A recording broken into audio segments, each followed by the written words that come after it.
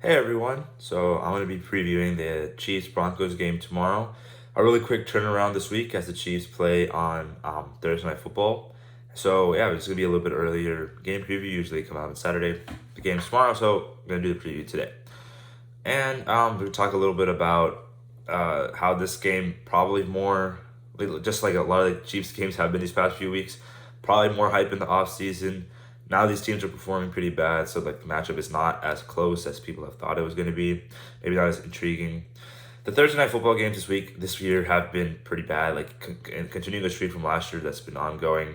Last year, the Chiefs Chargers started off Thursday night football with a great game.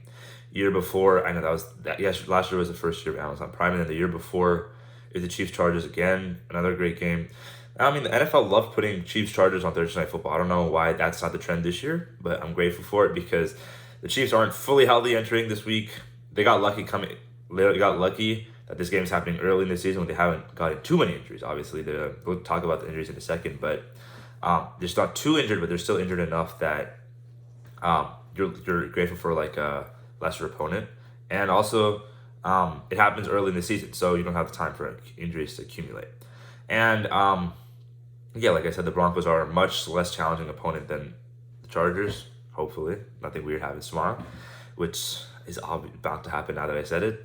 But yeah, so I think in terms of injuries for this week, I saw Frank Clark and DT Jones for the Broncos both didn't practice or are not practicing today, or I mean on Tuesday. So like they might be out. That's a blow for the Broncos. D line depth that was already pretty bad, and for the Chiefs, I think Nick Bolton, Travis Kelce, Matt Dickerson have been limited in practice all week. Um, Nick Bolton, not really necessary in this game, but Travis Kelce, we saw how he wasn't completely necessary. The Chiefs did get a touchdown drive without him, but I think a lot of that was still like compensating for the fact that he could come in any moment. You still had to respect him even when he was on the sideline. Then as soon as he came in, he made those key plays on the drive that I talked about in the last post game show. So he's really important. I think he'll play in some capacity. I think I saw a news that like Nick Bolton will also try to play tomorrow too. He has been out for a while. He should be at least, if not good to go, he definitely will be after this mini bye. And if you guys don't know what a mini bye, like the mini bye is after you play a Thursday night game, you have half a week before the next week starts. So it's kind of like half a bye week. So some players use that time to it's a good time for the team to rest, especially when your Thursday night game and your bye week are spread apart. It's a really good emphasis, a really good point for your season to just reset, kind of take a break, and before the rest set of games, before the Chiefs hit their bye week. So this is one of those seasons where the Chiefs have a good amount of time between this mini bye and their bye week, a lot of opportunities for rest. It's going to come up important because the Chiefs are going to be traveling to Germany a couple weeks from now. So as much rest on their bodies, as much recovery as they can get at this point of the season, it's really good. Before their bye week and after their bye week, it's all guns to go for the playoffs. So that's after this game. But let's focus on this game, and we can start off with the Broncos offense. If anyone didn't see how that game ended last week against the Jets for the Broncos, I think the Broncos are trying to drive downfield maybe for like a game-tying field goal or a game-winning touchdown, and Russell Wilson rolled out of the pocket. I think it was Quincy Williams that forced a fumble on Russell Wilson, and then I'm not sure. I think it was Bryce Hall that picked it up for the Jets, who ran it all the way back for a touchdown. I mean, that was a really emotional game for the Jets because their coach, Nathaniel Hackett, was the head coach for the Broncos last year, and then the current Broncos head coach was kind of making fun of him throughout the season, poking fun. That's not something you should do. That's something that's like an unwritten rule in the coaching fraternity of the NFL. So it was a really emotional game for the Jets all around. They came out with the win. But then when Russell Wilson went to the sideline, you could just see Sean Payton lighting into him, like just absolutely ripping him to shreds on the sideline. So that kind of tells you the dynamic that the Broncos offense has right now. I have seen the ideas floating around, like people have been posting Mahomes stats next to Russell Wilson stats and like saying, oh, look how they're similar. Even Russell Wilson could be playing better. If he was playing better, the team would be winning. So you could have similar stats. But they're empty as long as you're not getting wins. Mahomes is doing what he needs to do for his team to win.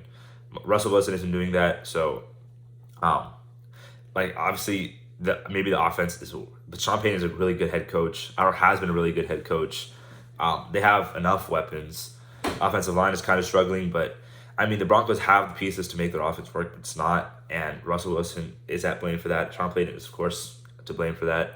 But comparing the stats of Patrick Mahomes and Russell Wilson's a pointless argument to say that one is playing better than the other, and that like Russell Wilson needs more help. Like he is the quarterback of the offense. He needs to uplift those around him. He needs to perform better if he wants to win. He's clearly not. And Mahomes is doing what he needs to do for his team to win. So winning isn't the only thing. Winning isn't something. It's the only thing. That's like the famous Vince Lombardi quote. So yeah, that's like the whole thing about the Broncos offense. They have the weapons. They have the pieces. Just haven't put it together. Like the offensive line, Chiefs can take full advantage of that in this game. Hopefully they can, because they've played two offensive lines that aren't exactly the greatest offensive lines and have struggled to get pressure. It's good that after this week, Charles Omenihu, who comes back, it's really good news for the Chiefs, who've been struggling to get pressure, like I just said. But they will be blitzing Russell Wilson in this game. Russell Wilson last year in the second game against the Chiefs, he kind of played really well in that game. I don't want to see that happening again. Try to limit him to this week. Jerry Jeudy, Courtland Sutton haven't lived up exactly to expectations this year. The Broncos in general are expected to be much better, continuing on the same path. I think they are 1-4, the exact opposite of the Chiefs' record. But like, as you know, divisional games are always close. I think the Broncos offense knows something about the Chiefs defense that always allows them to get some points. But you know how long this winning streak for the Chiefs is. I think it's since 2016. They haven't lost a game to the Broncos twice a season, every year since 2016. So Broncos are always desperate to get a win. I think last year it was either Bradley Chubb that said he was desperate to get a win against the Chiefs and he got traded. So yeah, the Broncos have been trying to beat for the Chiefs. Their offense needs to score a lot of points in this game because, as we're talk about, the Broncos defense has been really bad to start the season. Like really, really bad. They lost. They have Patrick Surtain, excellent corner, but that's basically about it. Justin Simmons hasn't been playing as good as he has in the past. They don't really have the D-line depth anymore. Their linebackers are kind of middle of the pack. Alex Singleton flashes, but not the greatest. I think his name is Josie Jewell. He's also pretty good. Like, they have some young talent, but like not established. Definitely not like the Chiefs with Trent McDuffie, L'Jarius Sneed, Nick Bolton, Willie Gay, George Karloff. They don't have that kind of young talent. They have young talent that's kind of middling of the pack. So the Chiefs should be able to take advantage of that, especially in the running game. The Chiefs have been leaning on the running game recently to kind of get their offense started, give their receivers a chance to get acclimated. Like they've putting a lot of blocking assignments onto these receivers, and then letting them run their routes like after that. But mainly the Chiefs have been leaning on the run game because the passing part of their offense has been struggling to get up to date, struggling to catch up because like the receivers are young, they're trying to pick it up. And we'll talk about the receiver rotation too, but the Chiefs should be leaning on the running game in this specific matchup because the Broncos have horrible run defense. It's way worse than their pass defense, and the Chiefs should try to like get ground and pound as much as they can in this game. We'll see how much of that they really do. You can see more RPIs in this game, a couple play action shots. Hopefully Mahomes' ankle is doing much better and he can go under center in this game. I think the past few weeks you've kind of seen him not really go under center at all. Like he hasn't gotten medical attention for his ankle, but at times we talked about it's been bothering him. He hasn't been able to like drive on some of these passes. So he definitely received treatment for it, and hopefully he's feeling much better to go under center, take those play action shots, hand it off from under center, because the Chiefs running game is the best when they can go from shotgun and they can go from under center. So and then the passing game, like we saw Rashee Rice still not get that many snaps in the past game, but he could feel his impact in the game even with that minimum snaps. So Rashee Rice needs to get more snaps. Justin Ross kind of like dropped a few passes at the end of the game, in the game against the Vikings, but you saw the separation he got. Everyone could see like he can go up and get a catch. He can separate, like he can shield balls. He can make contested catches. It's just like a good receiver, a good talent you have on the team that's kind of being unused right now. They try to get the ball to him a couple times, give him a lot more opportunity. Hopefully that continues. I know he had 2 drops, but Andy Reid is not exactly the type of coach to go away from a young player if they do have, because he doesn't want to come after the confidence. So you hope to see him featured more in this game. Rashee Rice getting more snaps. Like I said, I can't even believe it, but Justin Watson should be getting a lot more snaps over MVS at this point too. I don't really know what's happening with Sky Moore. Maybe you can evaluate him after this week and a half. But for this game, it's important to get the best receivers on the field, and that's Rashee Rice, that's Justin Watson, Marquez Valdez-Scantling because he knows the offense, but also just getting Justin Ross more opportunities because he's looked like one of the more dynamic receivers for the Chiefs team. And like the tight ends too, Blake Bell hasn't really been that good. He's in a mainly blocking role, but Noah Gray has looked pretty good this season.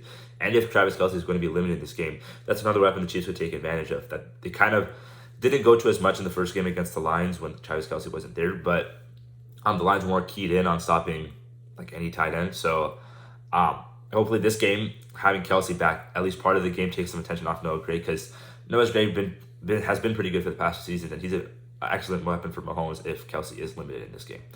So yeah, I do think the Chiefs win this game. I hope it's not particularly close, but it's a division game. The Chiefs always play the Broncos kind of weird. Just one of those games where like they sleepwalk through it. And they've been hiding some of they're not putting as much as they want to on tape. They're not putting what they want to on tape yet, because they're trying to save that for later in the season as their schedule gets harder. But I still think the Chiefs win. They get it done at home, and we come out of this game 5-1. So thank you guys, and see you tomorrow for the post game.